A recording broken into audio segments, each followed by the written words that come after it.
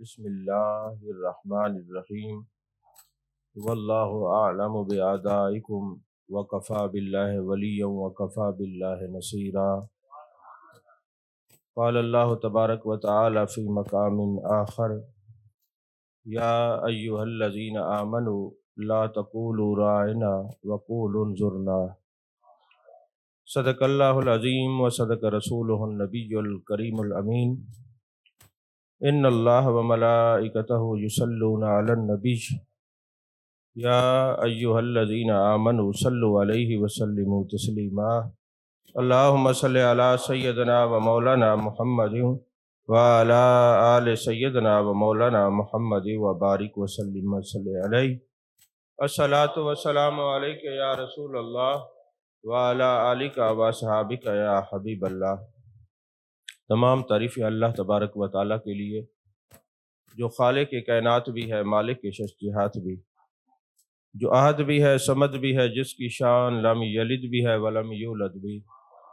لا تعداد ہدیہ درود و سلام بارگاہ سید الانام، شفیع رحمت، والی امت، شاہ خوباں، جان جانا، شہنشاہ حسینہ، سید سربراں، سیاہ لامکاں، تتمہ دوراں، سرخیل زہرہ جمالا، رازدان ما اوہا، شاہد ما طغا، صاحب علم نشرہ، معصوم آمنہ، احمد مجتبیٰ، حضرت محمد مصطفیٰ صلی اللہ علیہ وآلہ وصحبہ وبارک وسلم کی دربار ناز میں اپنی عقیدتوں، ارادتوں، محبتوں کا خراج پیش کرنے کے بعد، عزیزان محترم، جس طرح آپ نے سوشل میڈیا کے ذریعے دیکھا کہ آج ہماری جو گفتگو ہے اس کا عنوان ہے قاتلان حسین کا انجام۔ اس موضوع کو، گفتگو کو شروع کرنے سے پہلے آپ حضرات نے دیکھا کہ اس وقت ہم لوگ بدقسمتی سے، بد نصیبی سے بڑے بڑے فتنوں میں مبتلا ہیں۔ آئے روز نیا فتنہ، کبھی کسی گستاخی کا، بے ادبی کا سامنے آتا ہے، اور اس وقت ایک چینل کے حوالے سے آپ نے دیکھا کہ مختلف علماء، دانشور اور عشاق اپنا اپنا احتجاج ریکارڈ کروا رہے ہیں۔ زندہ بندہ وہ ہوتا ہے جو اپنے آقا و مولا صلی اللہ علیہ وسلم سے وفادار ہو، اور اس کے لیے دعا بھی نکلتی ہے، چونکہ یہ اپنے آقا و مولا صلی اللہ علیہ وسلم کا وفادار ہے، اس کو بندہ کہتا بھی ہے کہ اللہ کرے 1000 برس جیو۔ اور جو بے وفا ہو، بدتمیز ہو اور بے ادب ہو اپنے آقا و مولا صلی اللہ علیہ وسلم کا، وہ جیو نہیں، وہ مرو ہوا کرتا ہے۔ اور جو مر جائے نا، اس کو دیکھتے رہنا کسی عقل والے کا کام نہیں۔ یہ نہیں ہے کہ آپ سوشل میڈیا پہ بائیکاٹ کر دیں اور کہیں جی اس کو بند کر دیں اور یہ کر دیں وہ کر دیں۔ عشق کا تقاضا یہ ہے کہ یہ کہیں بھی نظر آئے، چاہے وہ چینل پر ہو، ٹی وی پر ہو، کہیں سوشل میڈیا پر ہو، اس کو دیکھنا حرام ہوتا ہے کہ انہوں نے ہمارے آقا و مولا صلی اللہ علیہ وسلم کی توہین کیا۔ اگر ڈنمارک والے، ناروے والے یا دوسرے ممالک والے کرتے ہیں، چلو سمجھ میں وہ بھی بہت بڑی گستاخی ہے، چونکہ وہ لوگ دین اسلام کی مقبولیت سے ناخوش ہیں، اس لیے وہ گستاخیاں کرتے ہیں۔ نہ جانے یہاں کون سے ہتھ کنڈے چل رہے ہیں کہ نام اپنے آپ کو اسلام کا دیے ہوئے ہے اور مسلمان کہلاتے ہیں، اور محبوب علیہ السلام کی شان میں آئے روز مختلف طریقے سے گستاخیاں ہوتی ہیں۔ ابھی تو یہ ایک خاکہ جو سامنے آیا ہے، محبوب علیہ السلام کے خاکے بنانا جائز نہیں ہے، کیونکہ آپ غیر نبی کو نبی بنا کے معاذ اللہ پیش کر رہے ہیں۔ یہ گستاخی نہیں تو کیا ہے؟ کیونکہ میرے محبوب کے تو ودھا کا چہرہ ہے، آپ کے چہرے جیسا کس کا چہرہ ہو سکتا ہے؟ علم نشرہ کا سینہ ہے، طٰہٰ کا تاج ہے، یاسین کا سہرہ ہے۔ محبوب کے جو کمالات و معجزات ہیں وہ سب کی نظر کے سامنے ہیں۔ میرے محبوب جیسا تو کوئی ہو نہیں سکتا۔ جو کوئی اس خاکے میں بنانے کی کوشش کرتا ہے، یہ بہت بڑی گستاخی اور بے ادبی ہے۔ اس میں صرف سوشل بائیکاٹ نہیں، بلکہ ہمیشہ کے لیے ان کو دیکھنا حرام ہے، حرام ہے، حرام ہے۔ تو کیا آپ اس بات کو تسلیم کرتے ہیں؟ تو جب تسلیم کرتے ہیں تو پھر آپ نے یہ دیکھنا ہے کہ انہیں جانا انہیں مانا نہ رکھا کسی غیر سے کام، للہ الحمد میں دنیا سے مسلمان گیا۔ یہ تو ایک چینل کی بات ہے۔ اگر کوئی بندہ بھی محبوب علیہ الصلوۃ والسلام کے بارے میں ایک رائی برابر بھی چھوٹی سوچ رکھے گا، ہم اس کو کبھی دیکھنا گوارا نہیں کرتے، کیونکہ ہمارا بہت سادہ سا اصول دوستی کوثر اپنا جو ان سے بے تعلق ہو ہمارا ہو نہیں سکتا۔ عزیزان محترم، یہ یاد رکھیں، اللہ نے قرآن میں فرمایا کہ یا ایھا الذین آمنوا لا تقولوا رائنا، اے ایمان والو میرے محبوب کو رائنا نہ کہو۔ ذرا قابل توجہ بات ہے، عربی میں ایک الفاظ کے کئی معنی ہوتے ہیں۔ رائی کہتے ہیں عربی میں چرواہے کو، اور کبھی کسی صحابی کے دل میں یہ گستاخی کا شبہ بھی نہیں آ سکتا کہ وہ معاذ اللہ کوئی ایسا الفاظ اپنے محبوب علیہ الصلوۃ والسلام کے بارے میں بولے جس میں کوئی تنقیص ہو۔ اب وہ جب محبوب گفتگو فرماتے اور کسی کو سمجھ میں نہ آتی تو وہ کیا کہتے؟ یا رسول اللہ رعایت فرمائے، دوبارہ بتائیں۔ اب جو وہ کہتے نا لا تقولوا رائنا، دوبارہ رعایت فرمائیں، ہمیں ارشاد فرمائیں، آپ کیا فرما رہے ہیں، سمجھ میں نہیں آئی۔ اب یہ جو کافر تھے انہوں نے رائنا کو کھینچ کے رائنا کہنے دیا، جس کا معنی بنتا ہے ہمارے چرواہے۔ تو معاذ اللہ جب یہ الفاظ بولے گئے، اب صحابہ کی نیت پر شک نہیں، وہ کبھی بے ادب معاذ اللہ نہیں ہو سکتے۔ ادب کا نام ہی تو صحابیت ہے، محبت رسول صلی اللہ علیہ وسلم کا نام تو صحابیت ہے۔ یہ ویسے تو صحابی کی تعریف یہ ہے کہ جو حالت ایمان میں محبوب علیہ الصلوۃ والسلام کی زیارت کرے اور پھر اسی حالت میں دنیا سے چلا جائے۔ میں اس صحابیت کا ایک لفظ کے اندر معنی بیان کروں، ادب اور محبت رسول کا نام صحابیت ہے۔ جس نے محبوب کو دیکھا اور پھر اسی ادب میں رہا، محبت میں رہا، محبوب کی صحبت میں رہا، وہ صحابی ہے۔ اب وہ تو کبھی ایسا سوچ بھی نہیں سکتے، لیکن اللہ کی غیرت نے یہ گوارا نہ کیا کہ جس کے دو معنی بنتے ہوئے، ایک ادب پر اور بے ادبی پر، کوئی وہ میرے محبوب پہ بولے۔ تو جب الفاظ اللہ کو گوارا نہیں تو یہ جسم اور خاکے بنا کے پیش کرنا کب گوارا ہو سکتا ہے؟ تو لہٰذا ہمارے جو جتنے عشاق ہیں امت مسلمہ دنیا کے اندر کہیں بھی ہے، ان کے دلوں کو یہ ضرور دل آزاری ہوئی ہے، چوٹ پہنچی ہے، تو اس کی ہم بھرپور مذمت کرتے ہیں۔ اور ہم صرف اس کی نہیں بلکہ جو بھی چینل ایک ایسی رائے برابر بھی کوئی گستاخانہ شائع کرتا ہے، ہم اس کی بھرپور مذمت کرتے ہیں۔ اور یہ یاد رکھیں، عشق اور محبت کا تقاضا بھی یہی ہے کہ اپنے محبوب کے علاوہ کچھ نظر نہ آئے، بس یہ ذہن نشین رکھیں۔ اچھا، پھر جہاں پر یہ ایک سسٹم ہے بے ادبی کا، کوئی صحابہ کا گستاخ بنا جا رہا ہے، کوئی اہل بیت کا، سنیت کا حسن یہ ہے کہ محبوب کی ایک ایک نسبت کا احترام کیا جائے۔ ہم محبوب علیہ الصلوۃ والسلام کے سارے صحابہ کو جنتی سمجھتے ہیں، محبوب کے سارے صحابہ جنتی ہیں، کیونکہ اللہ نے ان سے وعدہ حسنہ کا ذکر فرمایا ہے، اللہ نے ان سے راضی ہونے کا اعلان کیا ہے۔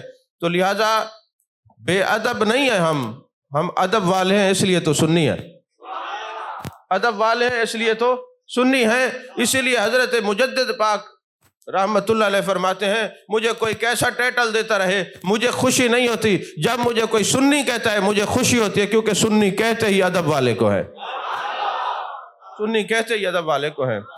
عزیزان محترم، یہ ذہن نشین رکھیں، ہم آج بھی ہماری محبتیں محبوب علیہ الصلوۃ والسلام کے لیے ہیں، اور کل بھی آنے والے کل میں بھی آپ کے لیے محبت ہے، اور روز محشر میں بھی، ہم قبر میں بھی انہی کے نام سے چھٹکارا پائیں گے، حشر میں بھی، پل صراط، مقام میزان، ہر جگہ ہمیں اپنے آقا و مولا صلی اللہ علیہ وسلم نظر آتے ہیں۔ تو جہاں محبوب نظر آئیں گے ہم انہی کو دیکھیں گے، جہاں آپ نظر نہیں آتے ہم اس طرف دیکھتے بھی نہیں ہیں۔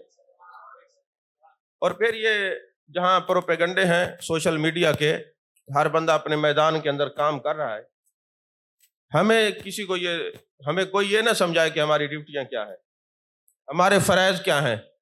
آپ لوگ تو صرف سوشل میڈیا پہ ایک کلپ چڑھاتے ہیں اور کہتے ہیں ہم نے دین کا کام کر لیا ہے، یہ کریا کوچا، اور کتنی جگہ پہ ہم محبت رسول کا اظہار کر رہے ہیں، لوگوں کو بتا رہے ہیں اور محبت رسول کا پیغام پھیلا رہے ہیں۔ تو یہ ایرا غیرہ نتھو خیرہ، یہ علماء کی توہین سے باز آ جائے۔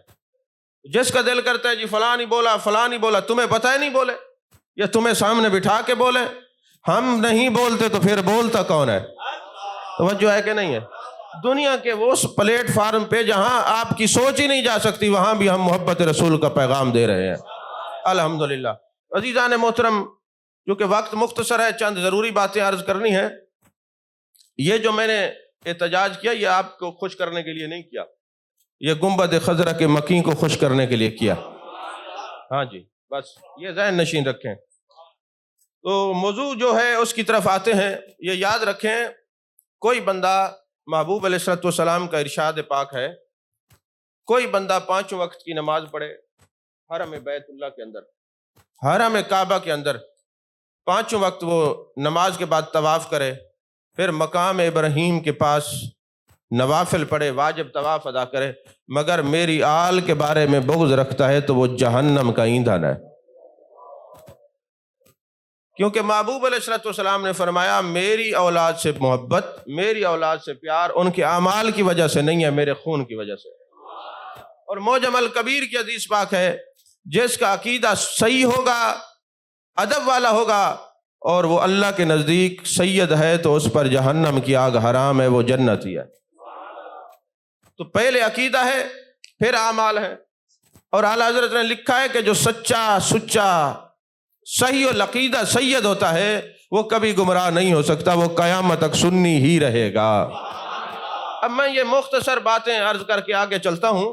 تو عزیزان محترم، حضرت امام حسین رضی اللہ تعالیٰ عنہ اور جو شہدائے کربلا ہیں، ان کے جو قاتل تھے، ان میں سے کوئی ایسا شخص ایک بھی نہیں ہے جو مرنے سے پہلے ذلیل و رسوا ہو کے نہ مرا ہو، لوگوں کے لیے عبرت کا مقام بن کے نہ مرا ہو۔ ان میں کوئی ایک بھی شخص ایسا نہیں ہے، اور کوئی ایسا شخص میں نے آج کے دور میں بھی نہیں دیکھا کہ آل رسول میں سے کسی کے ساتھ بغض رکھا ہو اور وہ حالت اچھی میں مرا ہو، میں نے نہیں دیکھا۔ تو آج صدیاں بیت جانے کے بعد جو آل رسول ہیں، ان کے ساتھ جو بغض رکھتا ہے وہ ذلیل ہو کے مرتا ہے۔ تو پھر جو اصل جو ہیں سید، جن پہ سیادت بھی ناز کرتی ہے، جن پہ سخاوت بھی ناز کرتی ہے، جن پہ شجاعت بھی ناز کرتی ہے، ارے مجھے کہنے دیجئے وہ سید جن پہ شہادت بھی ناز کرتی ہے، ان کے ساتھ بغض رکھنے والا، ان کو جناب والا شہید کرنے والا کبھی سکون کی نیند بھی نہیں سو سکتا اور سکون کی موت بھی نہیں لے سکتا۔ تاریخ گواہ ہے، آپ مطالعہ کر کے دیکھیں، سادات سے بغض رکھنے والے ذلیل اور خوار ہو کے مرے ہیں۔ عزیزان محترم، امام عالی مقام حضرت سیدنا امام حسین رضی اللہ تعالیٰ عنہ جب آپ شہید ہو گئے، تو ایک شخص جابر بن یزید ازدی نام اس کا تھا، اس نے آپ کا امامہ شریف اتارا اور اپنے سر پہ پہن لیا۔ تو جیسے ہی اس نے وہ امامہ شریف اتارا اور سر پہ پہنا، فوراً پاگل ہو گیا، اس کی پاگلوں جیسی حرکتیں شروع ہو گئیں، اور پھر اس کو زنجیروں میں جکڑ دیا گیا، اور وہ اسی طرح مقید ہو کے مرا ہے، اس کو ہوش تک نہیں آیا۔ تو جو میرے امام حسین کے امامے کو سر پہ پہنے، آپ اس بات کو نہیں سمجھے، کیونکہ میں آپ کو سمجھانا چاہتا ہوں کہ بڑوں کی جو امامہ ہوتا ہے نا، ابھی آپ نے دیکھا ہے نا کہ آپ کے اعزا و اقربا میں، رشتہ داروں میں کہیں شادی ہو نا، اور آپ کا بیٹا چلا جائے اور وہاں اس کی عزت نہ کی جائے، تو جب وہ واپس آتے تو آپ تو کہتے ہیں ہم ان سے سلام دعا نہیں رکھیں گے، کھانا پینا ختم، برادری ختم، تو آپ لوگ کہتے ہیں یہ شادی برادری ختم۔ ارے بھائی ہوا کیا ہے؟ کہتے ہیں میرا بیٹا جس کے سر پر میری دستار آنی تھی، انہوں نے عزت نہیں کی۔ کوئی بات آپ کو سمجھ نہیں آئی؟ تو انہوں نے عزت نہیں کی، لہذا ہماری ان سے شادی برادری ختم۔ ارے ہم تو کچھ نہیں، ہمارے بچوں کی کوئی عزت نہ کرے تو سب کچھ ختم۔ تو جو زہرا کے بچوں کی عزت نہ کرے، جن کے سر پہ جان عالم کی دستاریں ہوں، ان کی عزت نہ کرے، وہ ذلیل ہو کے نہیں مرے گا تو پھر کیا عزت کا تاج پہن کے مرے گا؟ میں آپ کو مختلف طرق سے حدیث مبارکہ دکھا سکتا ہوں، جس میں محبوب نے فرمایا العلماء ورثۃ الانبیاء، عالم نبیوں کے وارث ہیں، علماء نبیوں کے وارث ہیں۔ یہ تو آپ کو پتہ ہے نا۔ تو اب وارث جو ہوتا ہے اس کے سر پہ دستار ہوتی ہے، اور جب علم پڑھ لیا جاتا ہے اس کے سر پہ دستار باندھ کے فضیلت کی، ہم کہتے ہیں جناب یہ عالم ہو گیا، اب اس پر علم کی دستار آ گئی، یعنی یہ نبی کا وارث ہے۔ یہ علم کا وارث ہے۔ ارے تم نعت خوانوں کو ساری رات اہمیت دیتے ہو اور علماء کو رات کے 3-3 4-4 بجے تک بٹھاتے ہو اور پھر کہتے ہو اچھا حضرت صاحب ہن وقت گزر گئے ول زندگی رہی تو محفل کروے سوں تو آکو سرے سوں۔ تمہیں حیا اور شرم نہیں ہے کہ تم جو نبی کا وارث ہے اس کو انتظار کراتے ہو؟ تمہاری پگڑی کا وارث چلا جائے تو تم کہتے ہو ہماری برادری ختم ہے۔ تم دیکھو تو صحیح اس کے سر پہ کس کی دستار ہے اور کیا عزت دے رہے ہو تم؟ اپنے بھی خفا مجھ سے بیگانے بھی نہ خوش، میں ظاہر ہلال کو کہہ نہ سکا کند۔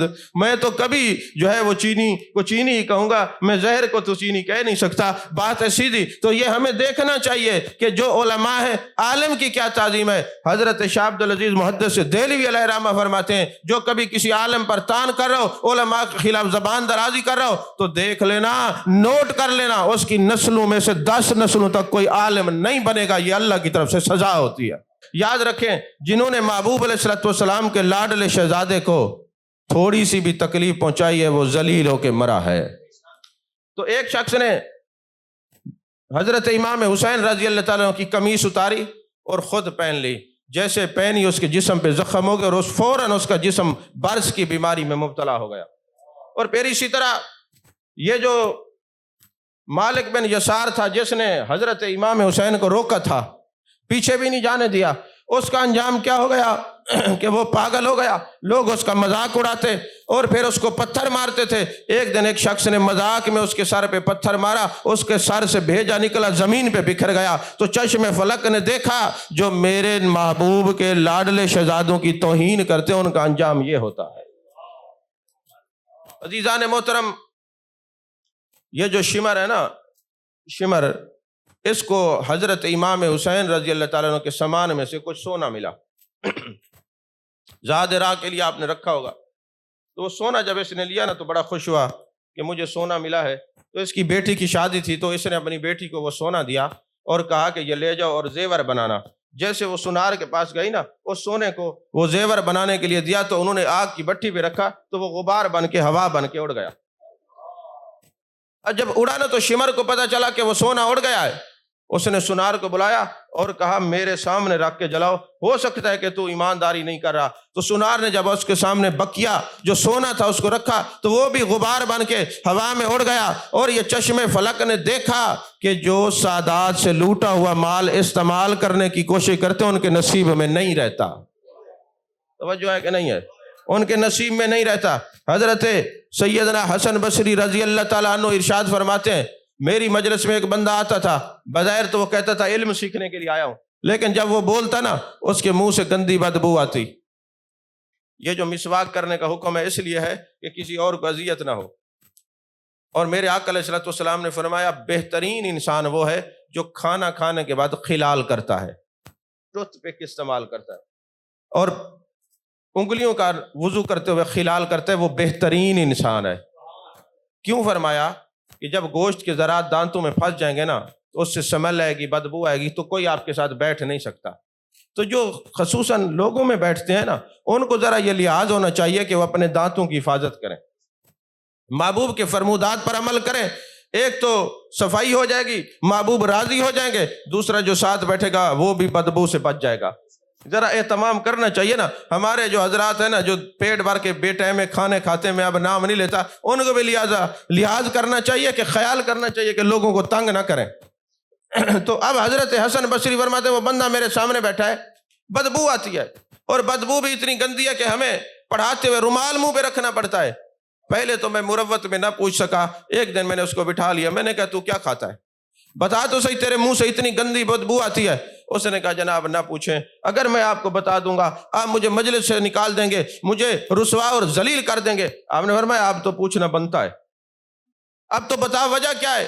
اس نے کہا حضور والا بات یہ ہے کہ جب حضرت امام حسین رضی اللہ تعالیٰ عنہ میدان کربلا میں تھے، وہاں پہ نہر فرات پر میری ڈیوٹی لگی ہوئی تھی کہ اہل بیت کو پانی نہیں دینا، اگر کوئی پانی لینے کے لیے آ جائے تو اس کو روک دینا ہے۔ تو میں وہاں ڈیوٹی کر رہا تھا یزید کی طرف سے، میں یزید کی ڈیوٹی پر مامور تھا، قربان جائیے جو حسین کی ڈیوٹی پر مامور تھے۔ تو کہتے یزید کی ڈیوٹی پر مامور تھا، یہ شہید ہو گئے، ہم نے پانی نہیں پینے دیا۔ پھر ایک وقت ایسا بھی آیا کہ رات کو میں سوتا ہوں، میں دیکھتا ہوں جانے کائنات جانے عالم صلی اللہ علیہ وسلم حوض کوثر پر جلوہ گر ہیں، حضرت ابو بکر صدیق بھی ہیں، حضرت فاروق اعظم بھی ہیں، حضرت عثمان غنی بھی ہیں، حضرت مولا کائنات مولا مرتضیٰ حیدر کرار رضی اللہ تعالیٰ عنہ بھی ہیں، اور میں نے دیکھا سیدہ طیبہ طاہرہ عابدہ عالمہ خاتون جنت سلام اللہ علیہا بھی جلوہ گر ہیں۔ میں پیاس سے مر رہا ہوں، پانی کر رہا ہوں، مجھے سامنے والضحیٰ کے چہرے والے نبی نظر آئے، واللیل کی ظلموں والے نبی نظر آئے، ما زغ البصر وما طغیٰ کے کاجل والی آنکھوں والے نبی نظر آئے۔ میں گیا، یا رسول اللہ پانی پلائیں۔ اب آپ تو لجپال ہیں، تو جو پانی پلا رہے تھے فرمایا پانی دیجئے، پانی پلانے والوں نے توجہ نہیں کی۔ پھر میں نے دوسری بار، تیسری بار، چوتھی بار میں نے عرض کی، یا رسول اللہ صلی اللہ علیہ وسلم مجھے یہ پانی نہیں دے رہے۔ میرے آقا نے فرمایا اس کو پانی کیوں نہیں پلاتے؟ اگرچہ محبوب بھی جانتے تھے۔ تو کہنے والے نے کہا حضور یہ وہی ہیں جو فرات پہ پہرے دار بنے ہوئے تھے، جنہوں نے آپ کے لاڈلے شہزادے کو اور ان کی اولاد کو پانی نہیں پینے دیا، یہ ان میں سے تھا۔ میرے محبوب علیہ الصلوۃ والسلام نے فرمایا پھر ان کو قطران کا پانی پلاؤ۔ قطران کیا ہوتا ہے؟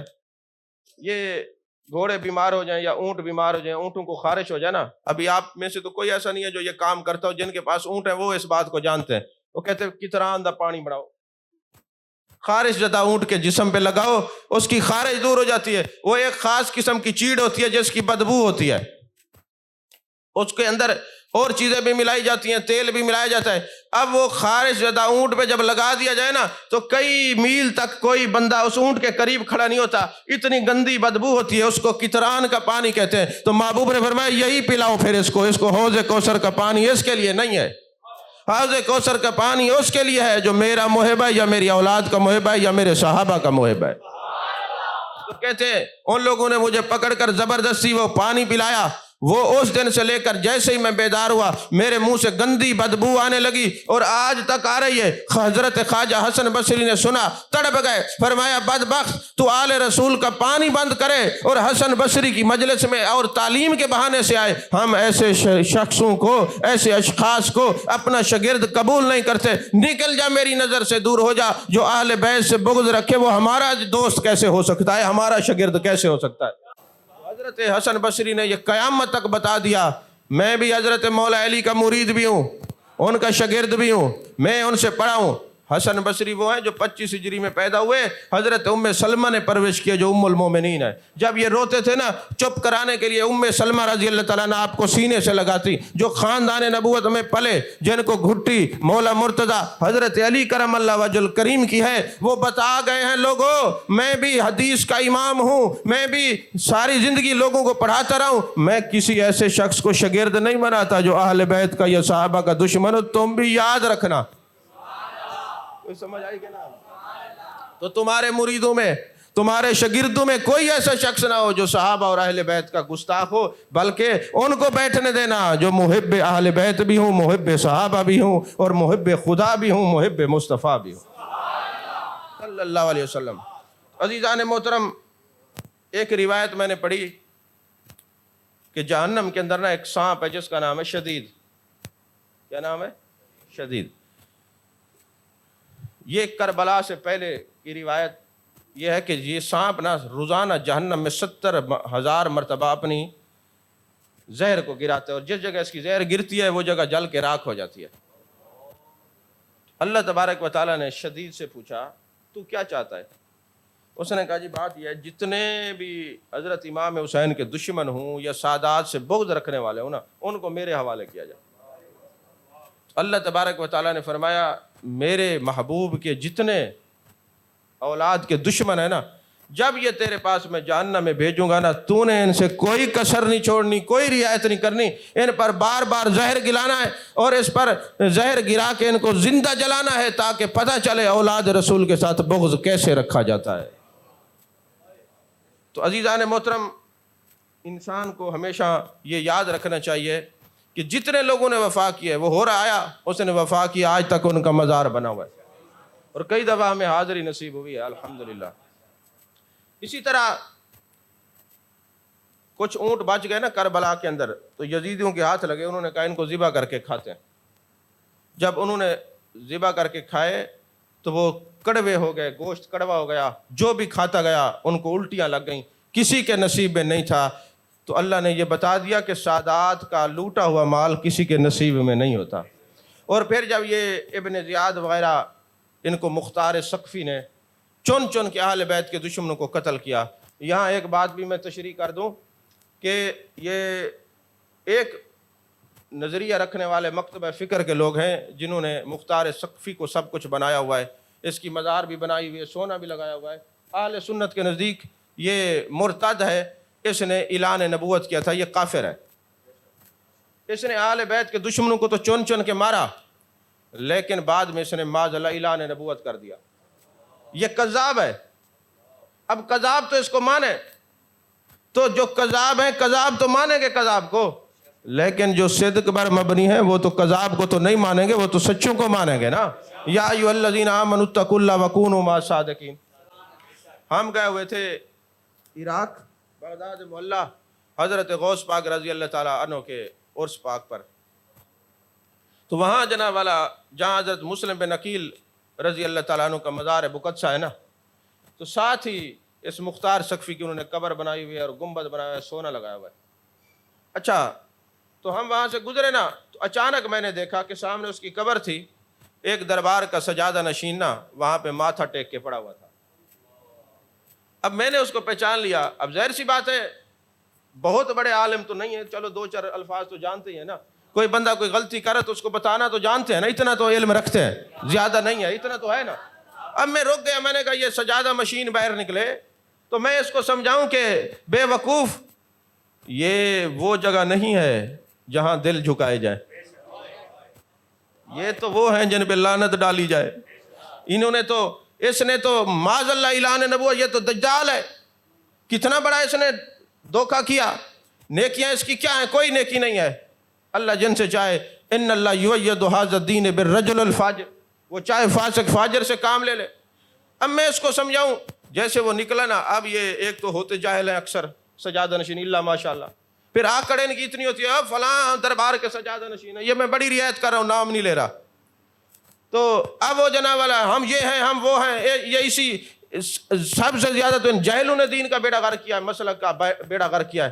جب یہ باہر نکلا نا، مریدین اس کے چند جاہل ساتھ تھے، خوشامدی ساتھ تھے، میں نے روکا، میں نے کہا جناب بات یہ ہے کہ آپ کو پتہ یہ مختار سقفی ہے؟